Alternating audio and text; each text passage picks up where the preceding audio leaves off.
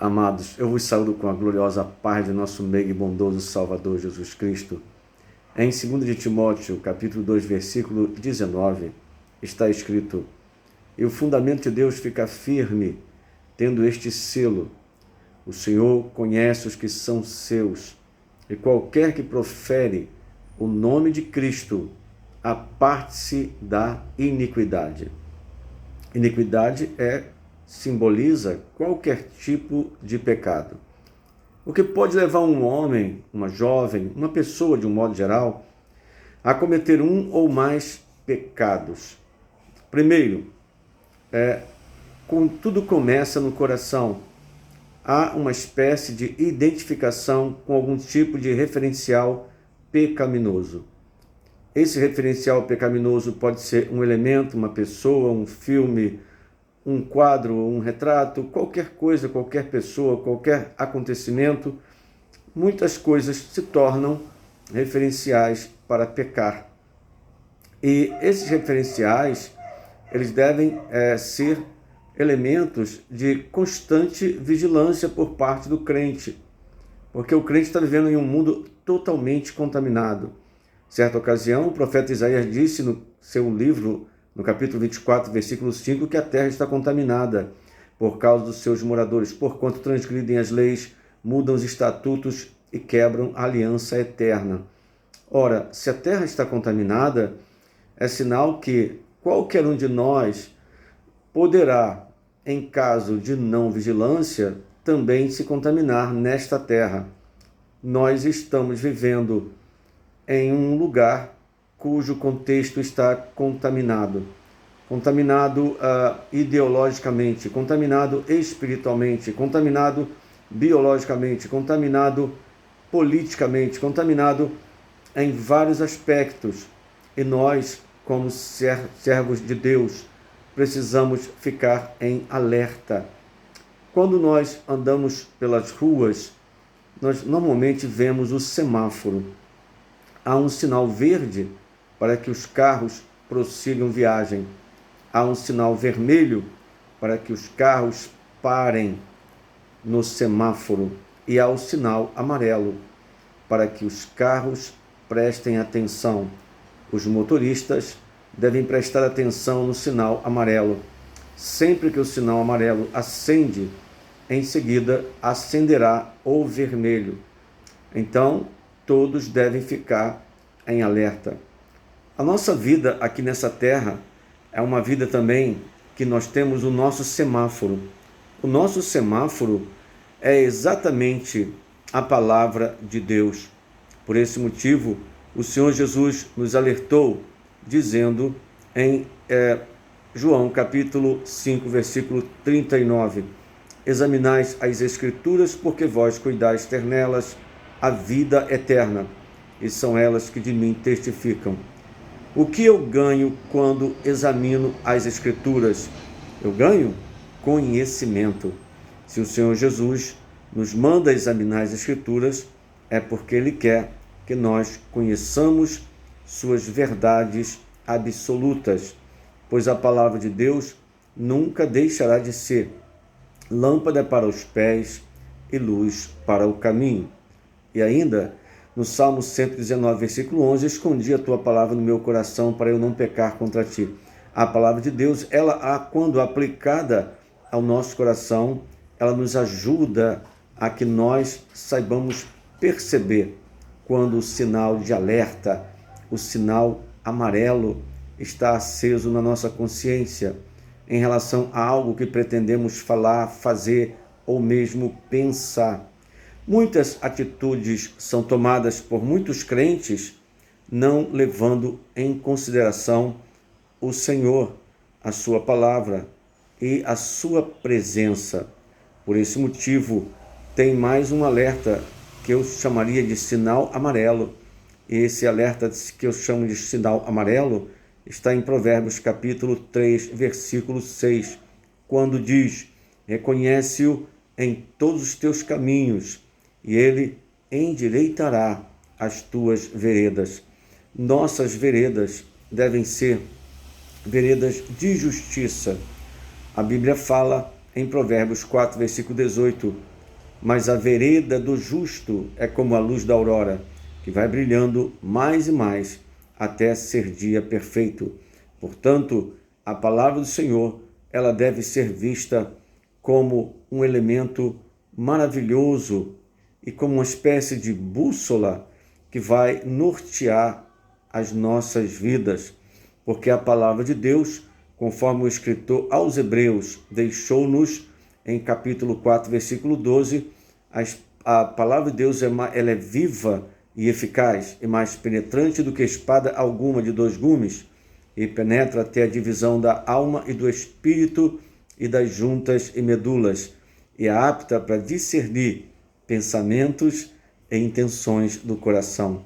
Os nossos pensamentos devem estar sempre alinhados com o Senhor. Por esse motivo, está escrito em 1 de Coríntios, capítulo 2, versículo 16, para o crente fiel, Quem conheceu a mente do Senhor para que possa instruí-lo? Mas nós temos a mente de Cristo. Em um mundo como este, se não houver uma transformação na nossa mente, no nosso entendimento, pecaremos com facilidade. Se não houver uma transformação no nosso entendimento, nós cometeremos pecados. Por isso que o versículo principal e básico que eu dei início a essa meditação é 2 de Timóteo, capítulo 2, versículo 19, que diz: "E o fundamento de Deus fica firme, tendo este selo: o Senhor conhece os que são seus, e qualquer que profere o nome de Cristo, aparte-se da iniquidade." Nós fomos chamados não para vivermos no pecado ou mesmo em contato com ele. Nós fomos chamados para andarmos na luz, isto é, na presença do Senhor. Em 1 de João, capítulo 1, versículo 7, está escrito: "Mas se nós andarmos na luz, como ele na luz está, temos comunhão uns com os outros, e o sangue de Jesus Cristo, seu Filho, nos purifica de todo pecado.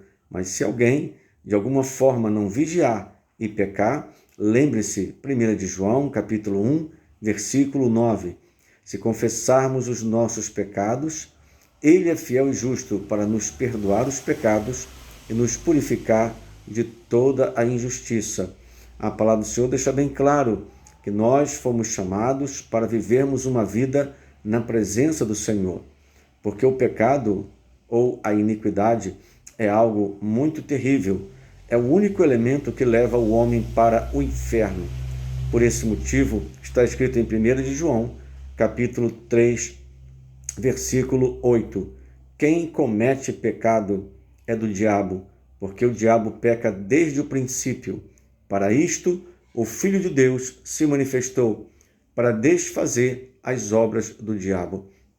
Mas tem uma promessa maravilhosa para o crente fiel.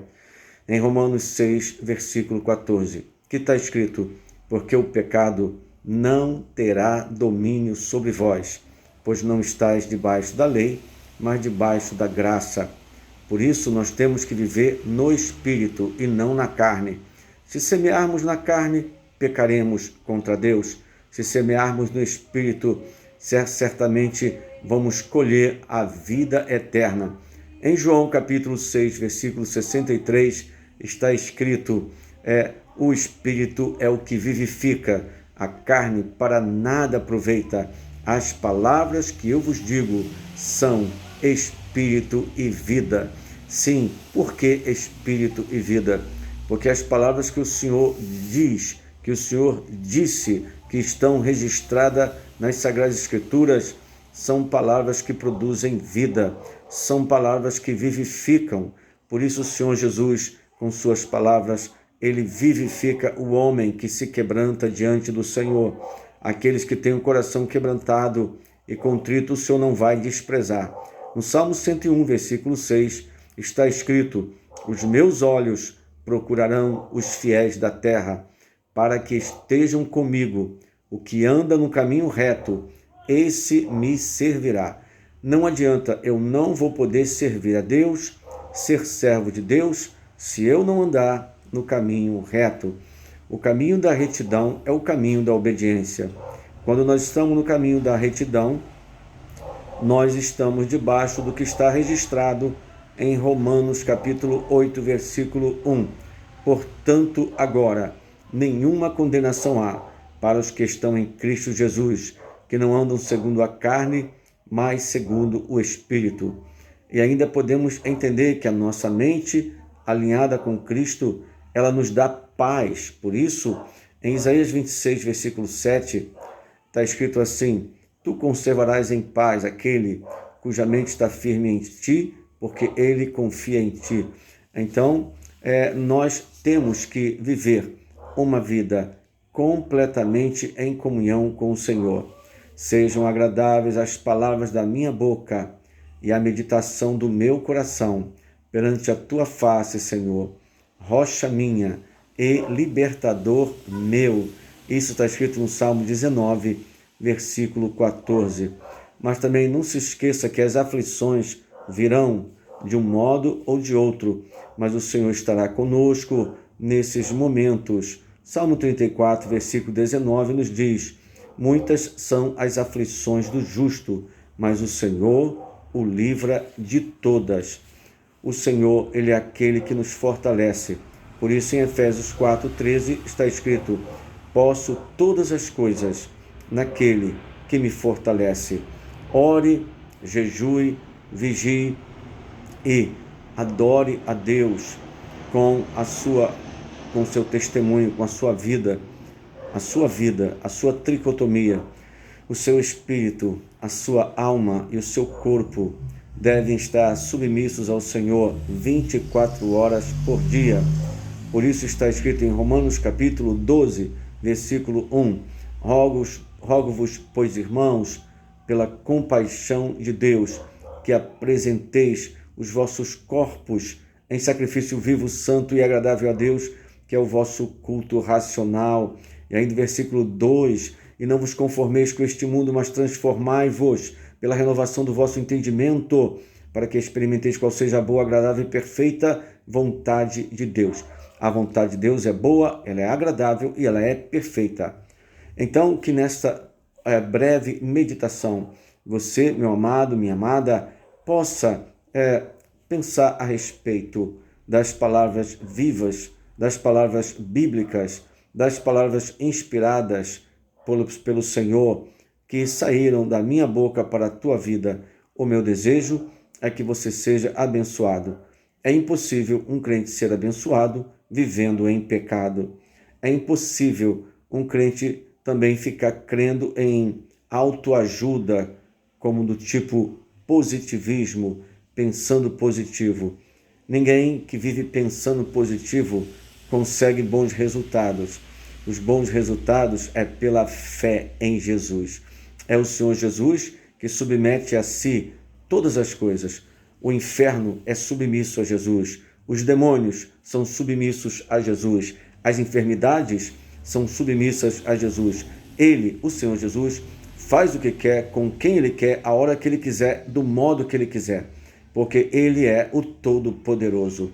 O Senhor Jesus disse assim que ressuscitou: é-me dado todo o poder nos céus e na terra. O Senhor Jesus tem tanto poder, que quando Ele ressuscitou aconteceu algo tremendo, que está escrito em Colossenses, capítulo 2, versículo 15. Veja bem e preste atenção. E, despojando principados e potestades, os expôs publicamente e deles triunfou em si mesmo. Então, o que é despojar principados e potestades?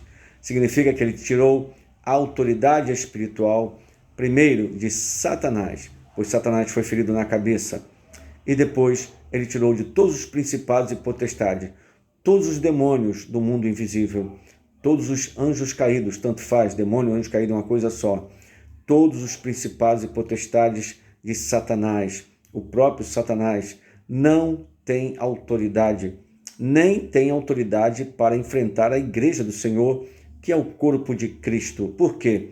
Porque o Senhor fez uma promessa para a sua igreja. Está escrito em Lucas 10:19. Eis que vos dou poder para pisar serpentes e escorpiões e toda a força do inimigo, e nada vos fará dano algum. Então, por que em Marcos 16, versículo 15 em diante, o Senhor Jesus outorga autoridade à sua igreja para expulsar os demônios, para curar os enfermos, para ressuscitar os mortos, e ainda diz, se beberem alguma coisa mortífera, não lhes fará dano algum. Nós, o corpo de Cristo, conforme Efésios 1, de 21 a 23, somos a igreja. Nem todo crente pertence à igreja, porque para pertencer à igreja, para ser igreja, tem que nascer de novo, conforme João 3 e 3. E quem ainda não nasceu de novo, está na igreja, mas não é igreja. Está na igreja, mas não é salvo ainda. Precisa nascer de novo. João 3:3. Que Deus em Cristo abençoe. Eu sou o pastor Antônio Carlos. O meu e-mail para qualquer pergunta é trabalhandoparosenhor@gmail.com. Jesus te ama e eu também. Fique com Deus, compartilhe essa mensagem, faça um comentário, né? Enfim, ajude este canal. Que Deus em Cristo te abençoe. E se você ainda não é inscrito, se inscreva. Você vai ajudar esse canal e vai ajudar que eu possa continuar disseminando essas mensagens para muitas pessoas. Amém? Deus te abençoe muito. Amém.